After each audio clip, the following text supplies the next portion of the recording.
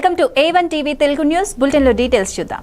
కడప జిల్లా బద్వేల్ నియోజకవర్గంలో ఎరువుల కొరతపై రైతన్నలకు ధైర్యం చెప్పేందుకు సెప్టెంబర్ 9న వైసీపీ ఆధ్వర్యంలో ధర్నా చేపట్టనున్నారు.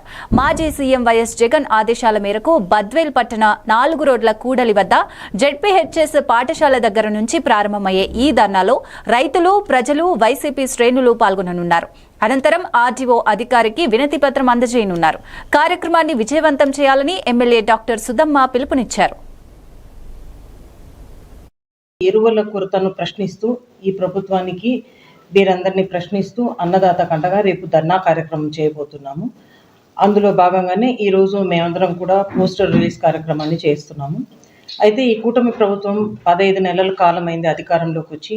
ఈ 15 నెలల కాలంలో వాళ్ళు చెప్పిన అలివిగాని హామీల్లో సంవత్సర కాలము వృధాగా గడిపేశారు. స్టూడెంట్స్కి వాళ్ళు ఇచ్చిన దాంట్లో ఎంత కోత విధించారో మనం చూసాము. అలాగే ఈరోజు 45 ఏళ్ల తర్వాత ఇచ్చే పెన్షన్ మహిళలకు అది ఏమీ లేదు. తర్వాత నిరుద్యోగ భృతి అన్నారు, సంవత్సర కాలం ఎటువంటి నిరుద్యోగ భృతి ఇవ్వలేదు.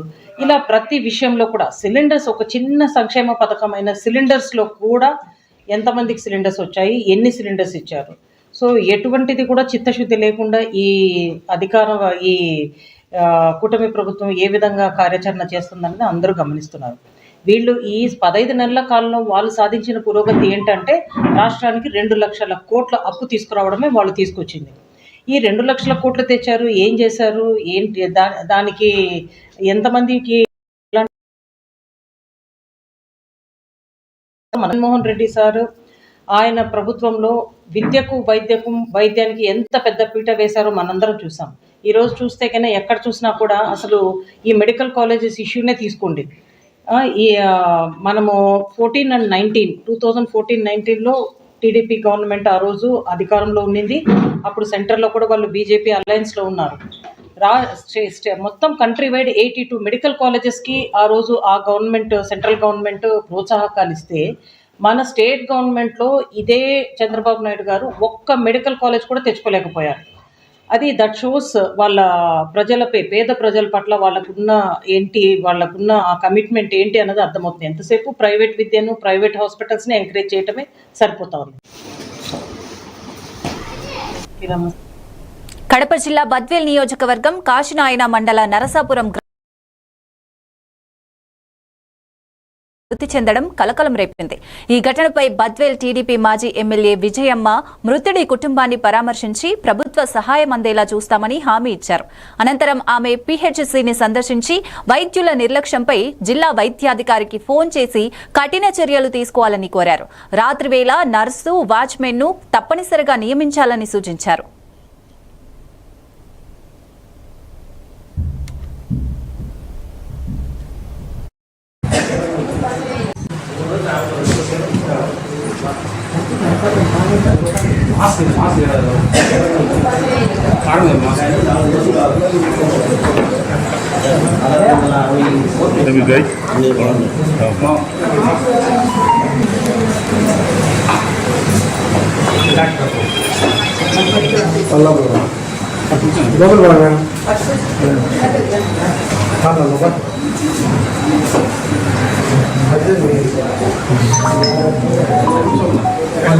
రెడ్డి గారు కూడా మాట్లాడారు కదా, ఇక్కడ హాస్పిటల్కి వచ్చాను సార్, ఇది ఎంక్వైరీ చేశారా? ఇక్కడ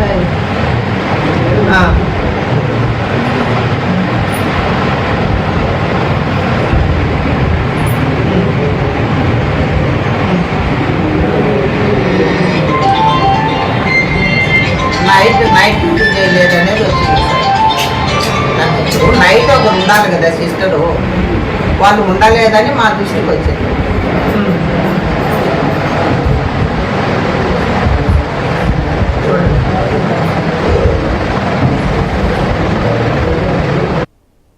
విజయనగరం జిల్లా మెంటాడ మండలంలో భారీ వర్షాల వల్ల పంటలు దెబ్బతినడంతో రాష్ట్ర స్త్రీ శిశు సంక్షేమ శాఖ మంత్రి గుమ్మడి సంధ్యారాణి నష్టాన్ని పరిశీలించారు. బడేవలస పరిధిలో నీట మునిగిన పొలాలు, ఇసుక మేటలతో నష్టపోయిన రైతుల పరిస్థితిని తెలుసుకున్నారు. జగన్నాథపురం మార్గంలో కోతకు గురైన కల్వర్టును పరిశీలించి వెంటనే మరమ్మతులు చేసి వంతెన నిర్మాణానికి చర్యలు తీసుకుంటామని హామీ ఇచ్చారు. పంట నష్టానికి పరిహారం అందించేందుకు అధికారులను నివేదిక సిద్ధం చేయమని ఆదేశించారు.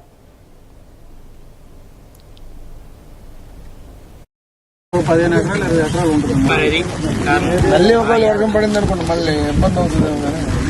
ఒకవేళ అక్కడ కొట్టింది అనుకోండి,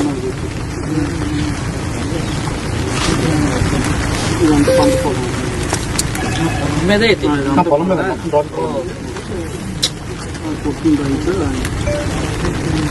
కిందనాలు అందరూ కిందన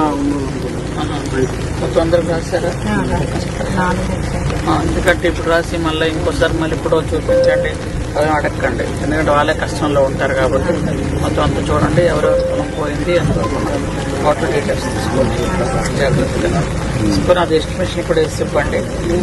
నాకు మీరు ఎంత తొందరగా ఇస్తే అంత తొందరగా నేను మంచిగా అనిపిస్తాను. మేడం గారు ఇప్పుడు ఏమైందండి మాకు అక్కడ 4 ఎకరాలు 80 సెంట్లు మరి మేడం 4 ఎకరాలు 80 సెంట్లు ఇప్పుడు ఎంత చూపింది సార్?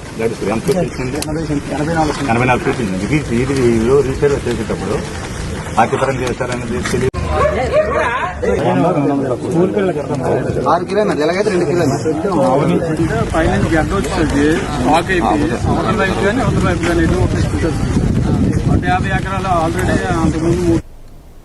న్యూఢిల్లీలో మీడియా సమావేశంలో విజయనగరం ఎంపీ కలిశెట్టి అప్పలనాయుడు మాట్లాడుతూ రేపు జరగబోయే ఉపరాష్ట్రపతి ఎన్నికల్లో ఎన్డీఏ అభ్యర్థి సిపి రాధాకృష్ణన్ కు ఓటేయాలని మంత్రి నారా లోకేష్ సూచించినట్లు తెలిపారు.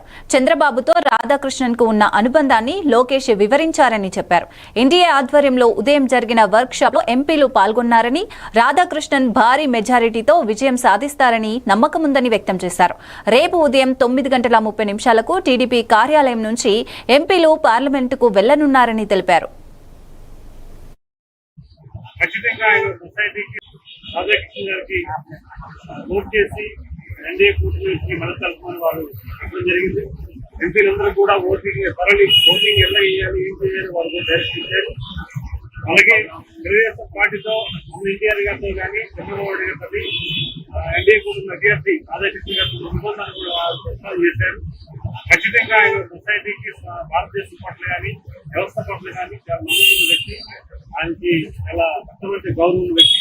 ఖచ్చితంగా వారిని గెలిపించుకోవాలి బాధ్యత ఉందని చెప్పారు. ఖచ్చితంగా వారు గెలుస్తున్నారు, భారీ మెజారిటీతో గెలుస్తున్నారు. మన బాధ్యతగా చేయాలని చెప్పారు. అదే సమయంలో వారికి గతంలో కూడా కలిసి స్వయంగా మనం అభినందనలు తెలియజేస్తాం.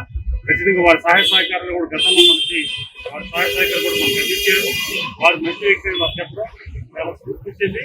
రేపు 9:30కి మా పార్లమెంట్ లో తెలుగుదేశం పార్టీ కార్యాలయం అందరూ కూడా కలిసి ఒకేసారి నిర్ణయించుకున్నాం. చాలా ఆనందం అనిపిస్తుంది. ఎందుకంటే మేము ఒక తెలుగుదేశం పార్టీతో ఒక అనుబంధం ఉన్న వ్యక్తి మా ఉత్తరాంధ్రబాబు ఉన్నారు.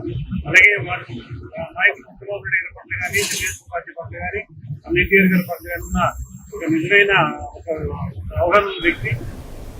కర్నూలు జిల్లా ఎమ్మిగనూరు ప్రభుత్వ ఆసుపత్రిలో రోగులు కనీస సదుపాయాలు లేక ఆవేదన వ్యక్తం చేశారు. బెడ్లు లేక నేలపైనే పడుకోవడం, ఓపీ లేక ఎండలో నిలబడటం, ఎక్స్రేలు ఆలస్యంగా రావటం వంటి సమస్యలను ఆమె ఆసుపత్రి పర్యటనలో గమనించారు. శుభ్రత లేకపోవడం, బాత్రూంలు మురికిగా ఉండటం, పందులు తిరగడం వంటి దృశ్యాలను చూసి తీవ్ర అసంతృప్తి వ్యక్తం చేశారు. రోగుల ఆరోగ్యం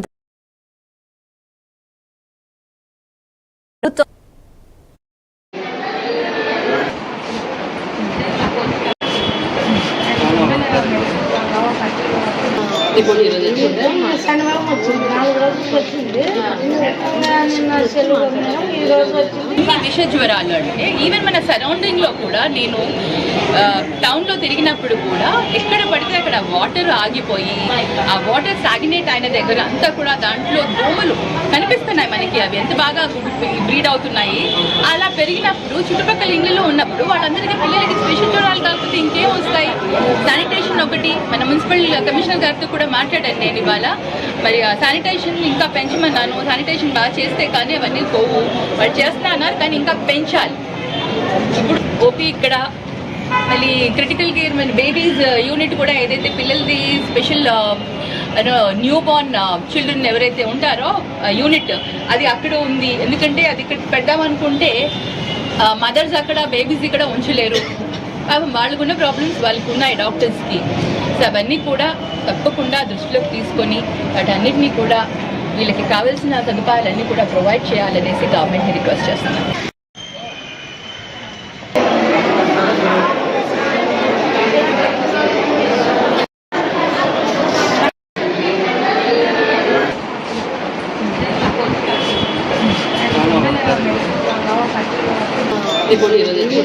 శనివారం వచ్చింది, 4 రోజులకు వచ్చింది. నిన్న సెలవు ఈ రోజు వచ్చింది. విష జ్వరాలు అంటే ఈవెన్ మన సరౌండింగ్ లో కర్నూలు జిల్లా ఆలూరు నియోజకవర్గం హోలగుంద మండల ప్రజలు ధనాపురం హోలగుంద రోడ్డును మంజూరు చేయాలని తహసీల్దార్ నిజాముద్దీన్ కు వినతి పత్రం సమర్పించారు. ఎన్నో ఏళ్లుగా అర్జీలు సమర్పించినా రోడ్డు మంజూరు కాలేదని, ఈ నిర్లక్ష్యంతో అత్యవసర సమయాల్లో ఆసుపత్రులకు చేరుకోలేక ప్రాణాలు కోల్పోతున్నారని ఆవేదన వ్యక్తం చేశారు. రాబోయే రోజుల్లో దీక్షలు, ధర్నాలు, అవసరమైతే కోర్టు దాకా వెళ్లి రోడ్డును సాధిస్తామని హెచ్చరించారు. కార్యక్రమంలో స్థానిక నాయకులు, విద్యార్థులు పాల్గొన్నారు. అర్జీలు ఇస్తూనే ఉన్నాము. అర్జీలు ఎక్కడికి పోతున్నాయో అంటే మీరు ఇస్తున్నారో లేదో అనేది మేము దాన్ని మిమ్మల్ని ఫాలో చేసుకునే పరిస్థితి లేదు. కానీ తహసీల్దార్ దగ్గర ఆగిపోలేదు. కానీ తహసీల్దార్ గారికి అయితేనేమి, సబ్ కలెక్టర్కి అయితేనేమి, కలెక్టర్ గారికి అయితేనేమి, ఆర్ఎంపీ అధికారులకు అయితేనేమి, at the same time chief secretary గారికి అయితేనేమి, ఇలా ప్రతి సందర్భంలో ప్రతి దశల్లో కూడా అర్జీలు ఇచ్చుకుంటూ వచ్చినాము. అయితే అధికారుల దగ్గర నుంచి ఎక్కడికి కూడా ఏ పరిస్థితుల్లో కూడా చలనం అనేది కనిపించలేదు. మరి ఇది పాలకుల నిర్లక్ష్యమా, అధికారుల అలసత్వం అనేది అర్థం కావడం లేదు. ఎందుకంటే పాలకులు పాలించే వాళ్ళిద్దరు, కానీ అధికారులు మాత్రము సమస్యను అధికారులకు క్షుణ్ణంగా వివరించి వాళ్ళకి అవసరం ఉంది అని చెప్పి తెలియజేసేటువంటి పరిస్థితి మన దగ్గర ఉందో లేదో మరి తెలియడం లేదు. అధికారులు మరి విషయాన్ని ఖచ్చితంగా ప్రభుత్వం దృష్టికి తీసుకుపోవాలా, ఇక్కడ రోడ్డు అవసరత ఉంది అని చెప్పి ఖచ్చితంగా ఈ రోడ్డు యొక్క బాధను, అంటే ఈ రోడ్డు లేకపోవడం వల్ల ఇక్కడ ప్రజలకు జరుగుతున్న నష్టాన్ని పాలకులకు తెలియజేయాల్సిన అవసరం ఉందని అనుకుంటున్నాము. ఇంకోటి ఏమంటే మనకు రాజ్యాంగం ఏదైతే హక్కులు ప్రసాదించిందో ఆ హక్కుల ప్రకారం దాంట్లో మనిషికి జీవించే హక్కు ఉంది. ఇక్కడ ఉన్నటువంటి రోడ్డు పరిస్థితి గతంలో ఒక 6 నెలల క్రితం ఒక అమ్మాయి వాలంటీరు ఎమర్జెన్సీ పర్పస్ డెలివరీ కేసులో ఇన్ టైంలో హాస్పిటల్కి చేరుకోలేక మధ్యలో చనిపోయింది. అది పాలకుల నిర్లక్ష్యం కావచ్చు, అధికారుల అలసత్వం కావచ్చు. అంటే ప్రాణాలు వాళ్ళకి పోయినా భాగం పోలేదు కదా అనే పరిస్థితిలో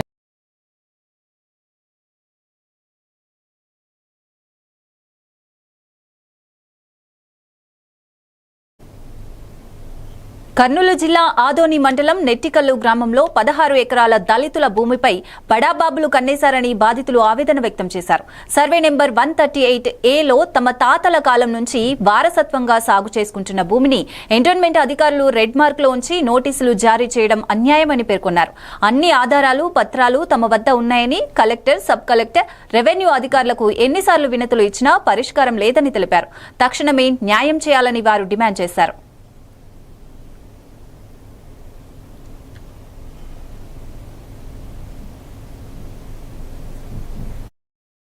అండి నమస్కారము. నమస్కారం సార్. మాది నెట్టెకల గ్రామము. మాది ఎస్సీల భూములన్నీ 15 ఎకరాలు ఉండేవి. నా పేరు సుంకన్న. మేము అప్పటి నెల 50 ఏళ్ళు చేసుకొని తింటున్నాము. వాటిని కొంతమంది వ్యక్తులు అన్యాయం చేయాలని, లాక్కునాలని ఇప్పుడు రెడ్ మార్క్ పెట్టినారు. ఎట్లన్నా దయచేసి మీకు మొక్కు చెప్తాము, దాన్ని తొలగియాలని కోరుతున్నాము. మా మీద ఏమో చేసి పెట్టినారు. మాము కూడా సముద్రమాయ చెప్పినా కూడా ఏం పట్టించుకునడం లేదు. తిరుగుతున్నాము, అన్ని ఆఫీస్ చెప్పి తిరిగినా కూడా ఏం పట్టించుకునడం లేదు. అది రెడ్ మార్క్ భూమి కాదు, మామూలు మన రిజిస్టర్ భూమి. మేము 50 నెలలు కొన్నాము. అప్పుడు ఏం లేదు. నెట్టకల్ నాకు అనుభవం ఉంది, అంత అనుభవం ఏంటి చెప్తున్నాను. ఇప్పుడు బేకని అట్లా చేసినారు, ఎవరో పెద్దోళ్ళు చేయింది అంతా అట్లా చేసి మమ్మల్ని అన్యాయం చేయాలని, ఎస్సీలని లాక్కున్నాలని, మేము చెప్పినట్లు ఇస్తారని వాళ్ళన్నీ ఇట్లా కుట్ర పనులు చేసి మమ్మల్ని ఇబ్బంది పెడుతున్నారు సార్. నా పేరు సుంగన్న. మాము ఇది రెడ్ మార్క్ తొలగించాలని అడిగినకి వచ్చినాము. సబ్ కలెక్టర్ దాకా వచ్చినాము. సబ్ కలెక్టర్ లెటర్ ఇస్తాము, లెటర్ ఇచ్చినాక మేము ఒక లెటర్ రాస్తాము, అది వచ్చినాక చెప్తామన్నాడు సార్. ఎన్ని సంవత్సరాల నుంచి మేము 57 నెలల అనుభవంలో ఉన్నాం సార్. నెట్టెకల్ 15 ఎకరాలు. మేడం సర్వే నంబర్ ఉండి సర్వే ఒక వారం టైం అంటే మేము మా రిజిస్ట్రేషన్ చేసుకొచ్చి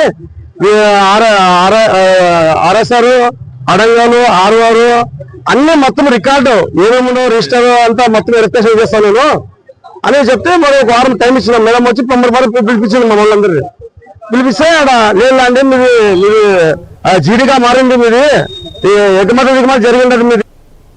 పశ్చిమ గోదావరి జిల్లా భీమవరం వైఎస్ఆర్ కాంగ్రెస్ పార్టీ కార్యాలయంలో జరిగిన మీడియా సమావేశంలో మాజీ మంత్రి వెంకట నాగేశ్వరరావు మాట్లాడారు. ఎరువుల బ్లాక్ మార్కెట్పై రైతులకు బాసటగా వైసీపీ నిలుస్తుందని, సెప్టెంబర్ 9న అన్నదాత పోరులో భాగంగా ఆర్జీఓ కార్యాలయం వద్ద వినతి పత్రం సమర్పించనున్నట్లు తెలిపారు. జగన్మోహన్ రెడ్డి ఆదేశాల మేరకు చేపట్టనున్న ఈ కార్యక్రమంలో పార్టీ నేతలు, కార్యకర్తలు పెద్ద ఎత్తున పాల్గొనాలని వెల్లడించారు. పత్రాన్ని ఇవ్వడం కోసం అనే కార్యక్రమం మీదుగా ఒక బహిరంగ భారీతో ర్యాలీతోటి వైఎస్ఆర్ కార్యకర్తలందరూ కూడా ఆర్డీఓ గారికి ఒక వినతి పత్రాన్ని ఇవ్వడం కోసం కార్యక్రమాన్ని రేపు పొద్దున్న రూపొందించున్నాం. కార్యక్రమం ముఖ్య ఉద్దేశం ఏంటంటే రైతులు ఈ రోజున ఎరువులు కూడా సరిగ్గా అందక అనేక ఇబ్బందులు పడుతూ ఉన్నారు. అదే ఉన్న ఎరువులు కూడా అధిక ధరలో అమ్ముతాం, రైతుకు చాలా భారంగా మారింది. దానిపైన అలాగే బ్లాక్ మార్కెట్లో యూరియాని అమ్ముతున్నారు. ఆ బ్లాక్ మార్కెట్ నియంత్రించి రైతులందరూ కూడా రైతు భరోసా ద్వారాగా ఎరువులన్నీ కూడా అందించాలని, అలాగే గిట్టుబాటు ధరలు రైతుకి ఏ రంగంలో కూడా సరైన పంటకు సరైన ధర రాక చాలా ఇబ్బంది పడుతూ ఉన్నాడు.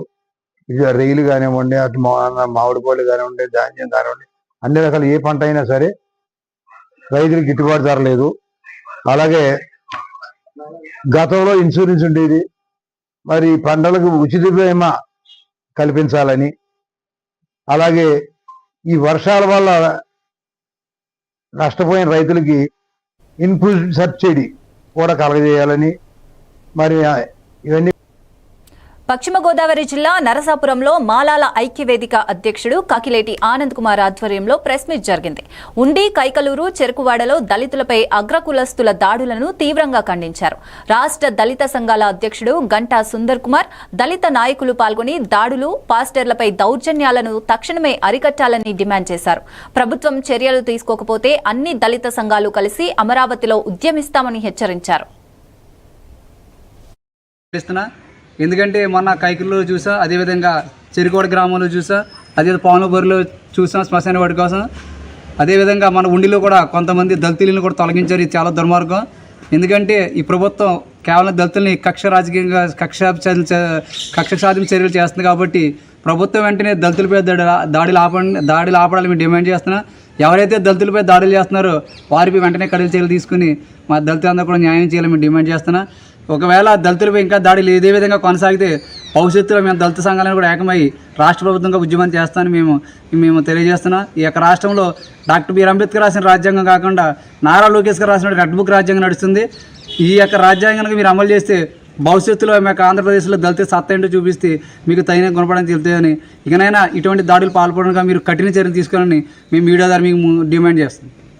నరసాపురం పట్టణంలో దళిత క్రైస్తవుల అసోసియేషన్ ఆధ్వర్యంలో మరి ఈ యొక్క నిరసన కార్యక్రమాన్ని నిర్వహిస్తున్నారు.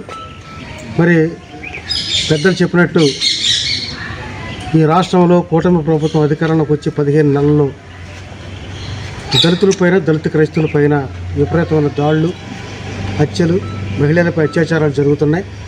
వీటిని అరికట్టడంలో ప్రభుత్వం ఘోరంగా విఫలమైంది. ఇటీవల మనం చూసుకున్న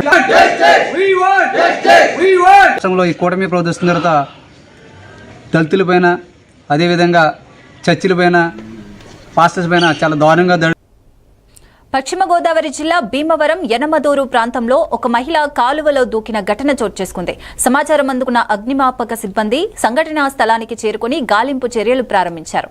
అయితే మహిళ ఆచూకీ ఇంకా తెలియరాలేదు. అధికారులు, రక్షక సిబ్బంది స్థానికులతో కలిసి శోధన కొనసాగిస్తున్నారు. పూర్తి వివరాలు వెలువడాల్సి ఉంది.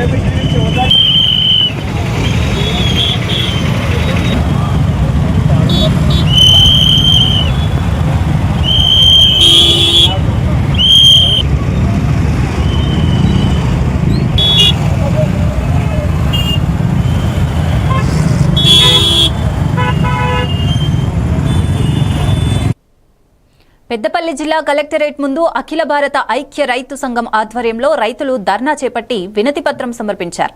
రాష్ట్ర ఉపాధ్యక్షుడు నంది రామయ్య మాట్లాడుతూ కేంద్రం కేటాయించిన 9,80,000 మెట్రిక్ టన్నుల యూరియాలో కేవలం 5,30,000 టన్నులే ఇచ్చి 3 లక్షల టన్నుల కొరతను సృష్టించిందని విమర్శించారు.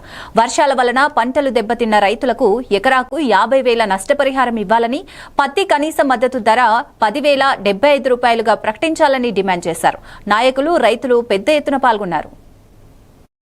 పంటలకు కూడా గిట్టుబాటు ధర లేదు. ఈ యొక్క పంటకు చట్టబద్ధత కల్పించాలి. ఇవాళ రైతులు అనేక మంది ఆత్మహత్యలు చేస్తున్నటువంటి పరిస్థితి ఉంది. కాబట్టి తక్షణమే ఊరి అందించాలి. ఇవాళ అంటే పంట నష్టపోయినటువంటి వర్షాలు నష్టపోయిన పంటలకు కూడా అంచనా వేసి ఎకరాకు 50,000 రూపాయలు చెల్లించాలి. లేనట్లయితే అన్ని రైతుల సంఘాలు కలుపుకొని పెద్ద ఎత్తున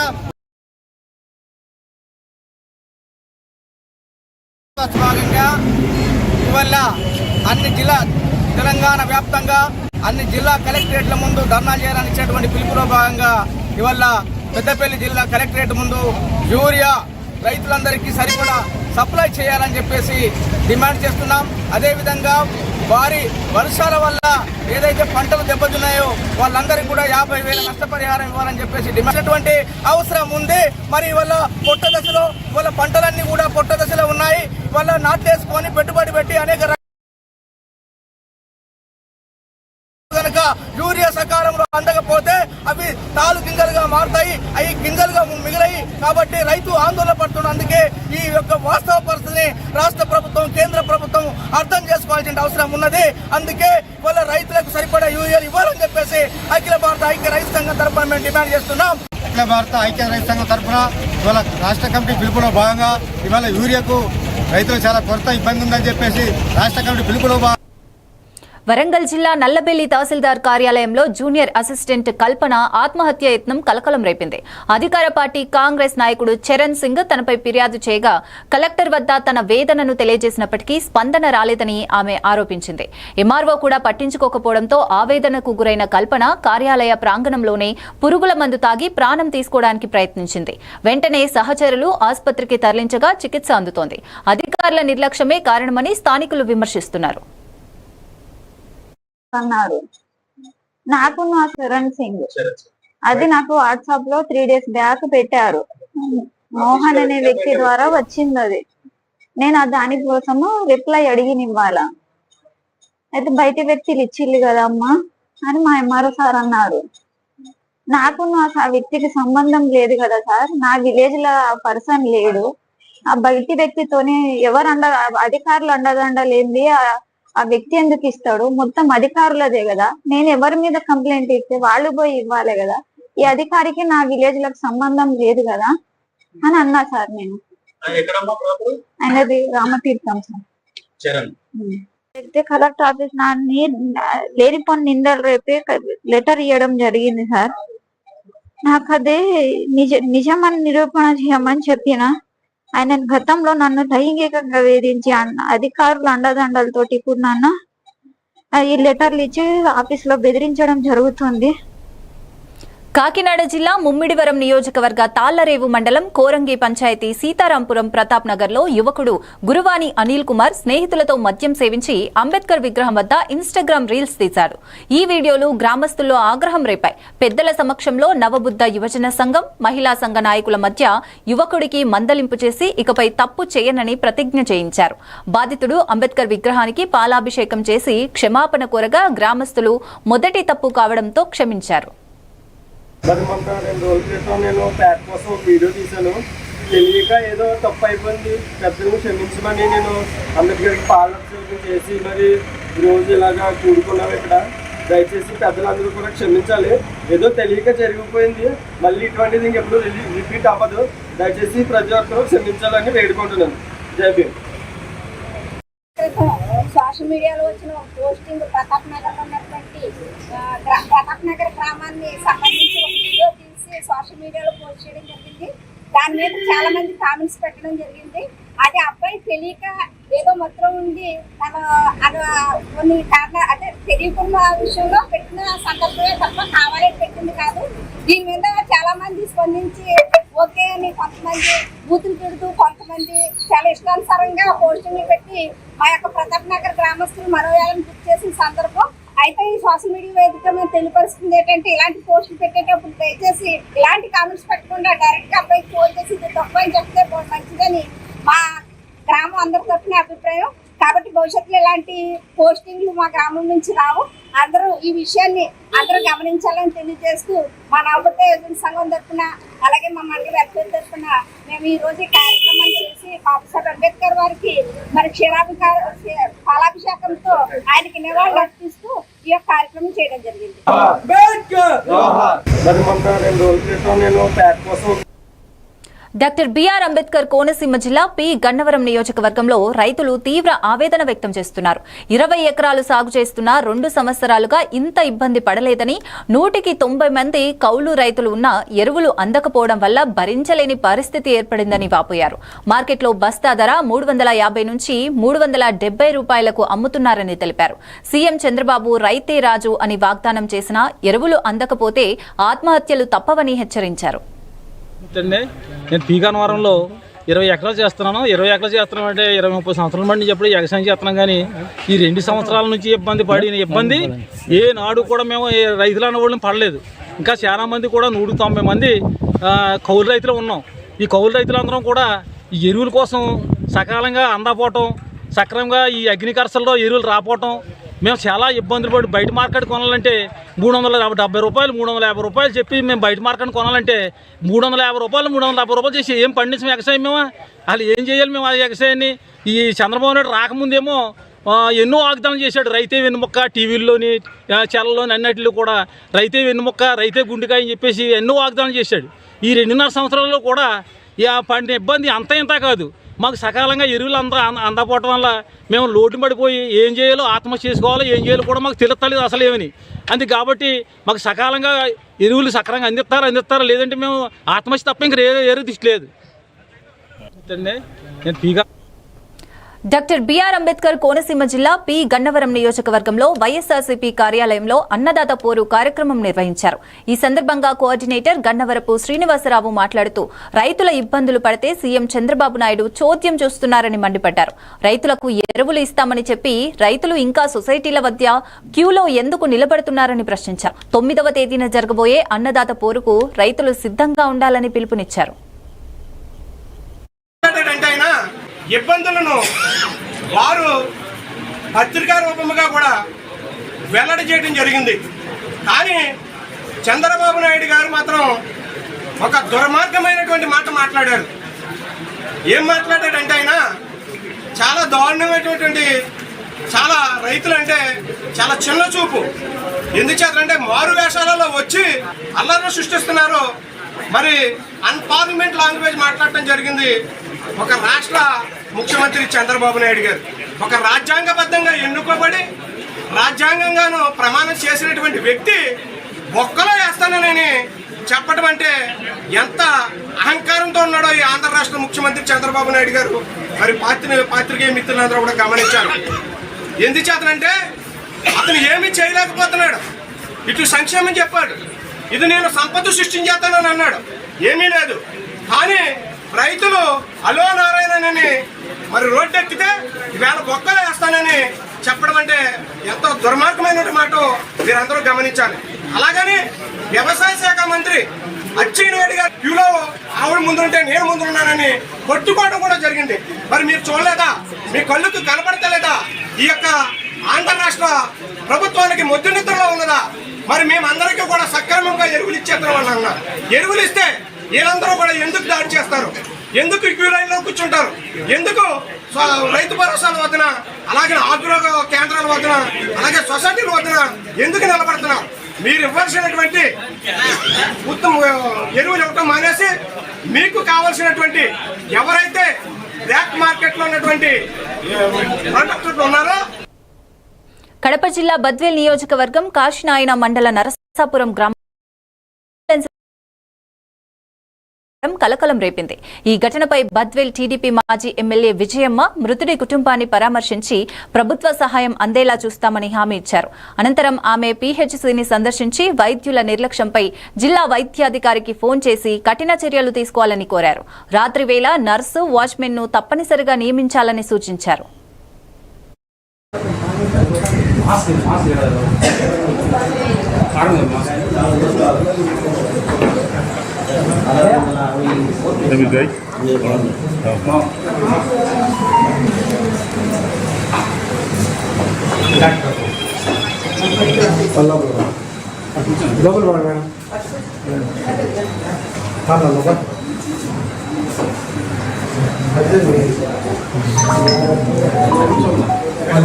రెడ్డి గారు కూడా మాట్లాడారు కదా, ఇక్కడ హాస్పిటల్కి వచ్చాను సార్. ఇది ఎంక్వైరీ చేశారా? ఇక్కడ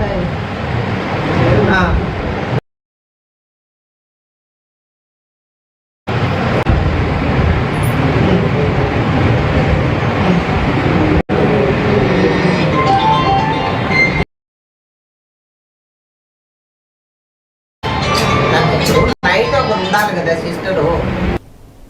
కర్నూలు జిల్లా ఎమ్మిగనూరు ప్రభుత్వ ఆసుపత్రిలో రోగులు కనీస సదుపాయాలు లేక తీవ్ర ఇబ్బందులు పడుతున్నారని వైసీపీ ఇన్ఛార్జ్ బుట్ట రేణుక ఆవేదన వ్యక్తం చేశారు. బెడ్లు లేక నేలపైనే పడుకోవడం, ఓపీ కోసం ఎండలో నిలబడటం, ఎక్స్రేలు ఆలస్యంగా రావటం వంటి సమస్యలను ఆమె ఆసుపత్రి పర్యటనలో గమనించారు. శుభ్రత లేకపోవడం, బాత్రూంలు మురికిగా ఉండటం, పందులు తిరగడం వంటి దృశ్యాలను చూసి తీవ్ర అసంతృప్తి వ్యక్తం చేశారు. రోగుల ఆరోగ్యం దృష్ట్యా ప్రభుత్వం తక్షణ చర్యలు తీసుకోవాలని ఆమె డిమాండ్ చేశారు. శనివారం వచ్చింది, 4 రోజులకు వచ్చింది. ఈ రోజు వచ్చింది. విష జ్వరాలు అంటే ఈవెన్ మన సరౌండింగ్ లో కూడా నేను టౌన్ లో తిరిగినప్పుడు కూడా ఎక్కడ పడితే అక్కడ వాటర్ ఆగిపోయి ఆ వాటర్ స్టాగ్నేట్ అయిన దగ్గర అంతా కూడా దాంట్లో దోమలు కనిపిస్తున్నాయి మనకి. అవి ఎంత బాగా బ్రీడ్ అవుతున్నాయి. అలా పెరిగినప్పుడు చుట్టుపక్కల ఇళ్లలో ఉన్నప్పుడు వాళ్ళందరికీ పిల్లలకి విష జ్వరాలు కాకపోతే ఇంకేం వస్తాయి? శానిటేషన్ ఒకటి మన మున్సిపల్ కమిషనర్ గారితో కూడా మాట్లాడాను నేను ఇవాళ. మరి శానిటేషన్ ఇంకా పెంచమన్నాను. శానిటేషన్ బాగా చేస్తే కానీ అవన్నీ పోవు. వాళ్ళు చేస్తా అన్నారు కానీ ఇంకా పెంచాలి. ఇప్పుడు ఓపీ ఇక్కడ మళ్ళీ క్రిటికల్ కేర్ మన బేబీస్ యూనిట్ కూడా ఏదైతే పిల్లలది స్పెషల్ న్యూ బోర్న్ చిల్డ్రన్ ఎవరైతే ఉంటారో యూనిట్ అది అక్కడ ఉంది. ఎందుకంటే అది ఇక్కడ పెడదామనుకుంటే మదర్స్ అక్కడ, బేబీస్ ఇక్కడ ఉంచలేరు. వాళ్ళకున్న ప్రాబ్లమ్స్ వాళ్ళకు ఉన్నాయి డాక్టర్స్కి. సో అవన్నీ కూడా తప్పకుండా దృష్టిలోకి తీసుకొని వాటన్నిటినీ కూడా వీళ్ళకి కావాల్సిన సదుపాయాలన్నీ కూడా ప్రొవైడ్ చేయాలనేసి గవర్నమెంట్ని రిక్వెస్ట్ చేస్తున్నాం. ఇక ఇవి ఇప్పటి వరకు అప్డేట్స్. మరిన్ని అప్డేట్స్ కోసం చూస్తూనే ఉండండి A1 టీవీ తెలుగు న్యూస్.